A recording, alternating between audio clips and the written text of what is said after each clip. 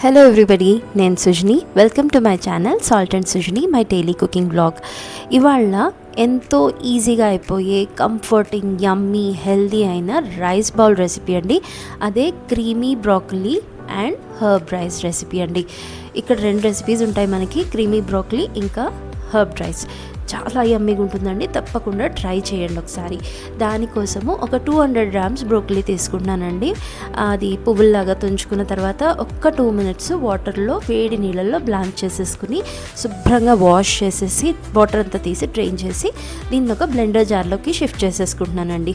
దాంతోపాటు ఒక 10 వెల్లుల్లి, అలాగే ఒక 100 grams అంతా పనీరు, ఇంకా కొంచెం అంత సాల్ట్ వేసుకొని తగినంత వాటర్ తోటి స్మూత్ పేస్ట్ లాగా మనము గ్రైండ్ చేసేసుకుంటే మనకి బ్రోకలీ సాస్ అనేది రెడీ అయిపోతుందండి.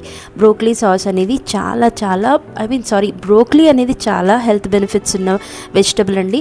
తప్పకుండా పిల్లలు పెద్దలు అందరు తినాల్సిందనమాట.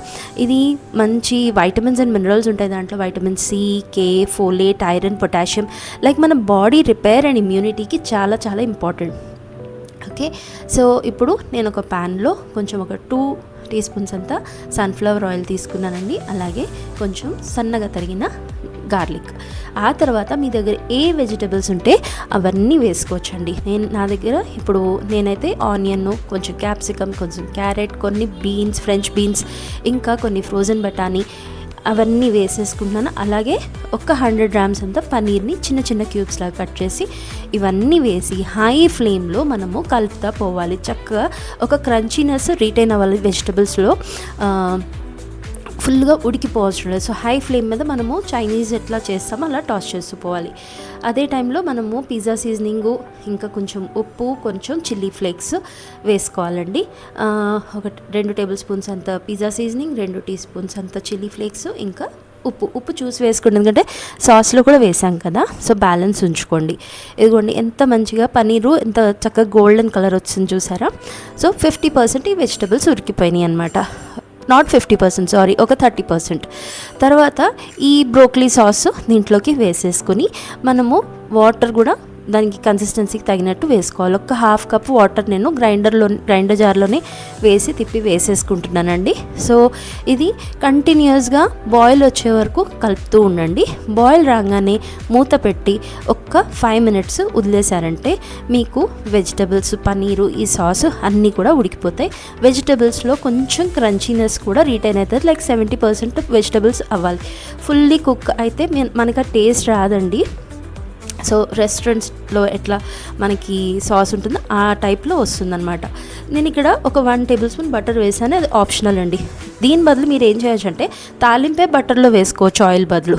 ఓకే, సో అది మీ ఇష్టం. ఓకే, సో ఇక్కడ మనకి బ్రోకలీ సాస్ అయితే రెడీ అయిపోయింది. ఇప్పుడు మనము హర్బ్ రైస్ చేసుకుందాం. దానికోసము ఒక బాండీలో 2 tablespoons అంత సన్ఫ్లవర్ ఆయిల్, 1 tablespoon అంత బటరు, ప్లస్ సన్నగా చాప్ చేసుకున్న గార్లిక్ వేసేసుకొని మంచిగా అది బ్రౌన్ అయ్యే వరకు వేయించుకొని దాంట్లో పిజ్జా సీజనింగ్, చిల్లీ ఫ్లేక్స్ పిల్లలు తింటుంటే మీరు చూసి వేసుకోండి. ఇంకొక 1/2 cup కొత్తిమీర, ఓకే, అది వేసేసి తర్వాత ఒక 4 cups ఇది వండిన అన్నం అండి, అది వేసుకుంటున్నాను. అలాగే తగినంత సాల్ట్ చూసి వేసుకోండి, ఎందుకంటే పిజ్జా సీజనింగ్లో కూడా మనకి సాల్ట్ అనేది ఉంటుందన్నమాట. హర్బ్ రైస్ చాలా బాగుంటుందండి. లైక్ ఈ ఏషియన్ టైప్ మీల్స్కి మనకి హర్బ్ రైస్ చేసుకుని పక్కన మంచిగా ఈ గ్రేవీస్ చేసుకుంటే, సాస్ టైప్ గ్రేవీస్, లేకపోతే మంచూరియన్ గ్రేవీస్ కానీ చాలా చాలా బాగుంటుంది. మీకు నేను ఇంకా చాలా ఎన్నో చెప్తాను అలాంటివి. తప్పకుండా ట్రై చేయండి. చాలా కంఫర్టింగ్, టేస్టీ, యమ్మీ, హెల్దీ మీల్ అండి. సో యాక్చువల్లీ బ్రోకలీలో మనకి క్యాన్సర్ ప్రొటెక్టివ్ ప్రాపర్టీస్ కూడా ఉంటాయి. అద్భుతం కదండి. సో తప్పకుండా మీ మీల్లో ఇంక్లూడ్ చేసుకోండి. నా ఛానల్ సబ్స్క్రైబ్ చేసుకోండి. మీ ఫ్రెండ్స్ అండ్ ఫ్యామిలీ తోటి షేర్ చేసుకోండి. మరో రెసిపీలో కలుద్దాం. Thank you for watching.